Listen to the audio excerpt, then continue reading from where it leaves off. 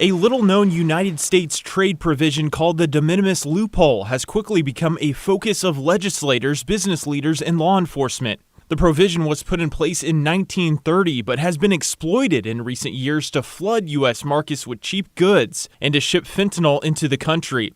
That's because de minimis allows packages valued at less than $800 to pass into the country uninspected. It was a good idea in the 30s.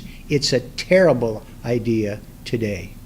Congressman Blumenauer is leading a bipartisan effort to close the loophole and says it's necessary to slow the spread of fentanyl.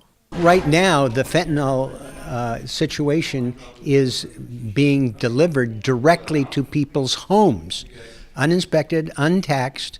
It couldn't be easier for them to be engaged in drug dealing. Jackie Thomas lost her 22-year-old son Jake in 2020 to a fentanyl overdose. Fell into depression and anxiety and went down from there. Thomas says her son attempted to self-medicate to deal with severe anxiety and ended up taking a pill laced with fentanyl. She has this message for lawmakers debating on closing the loophole. Do it now. What are we waiting for? For another 100,000 to die every year because of this stuff? No.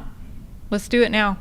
Business leaders also say the loophole needs to close to protect U.S. workers. They say China is responsible for sending a majority of these unchecked packages into the country. Many contain cheap or counterfeit items made with slave labor. When companies in other countries engage in unfair trade practices or take advantage of loopholes in our trade policies, our workers feel it. We can make a difference in terms of fighting fentanyl, in terms of fairness for our business. It's an important signal, and being able to stand up to China and get rid of 2/3 of this traffic, I think, is a very important development.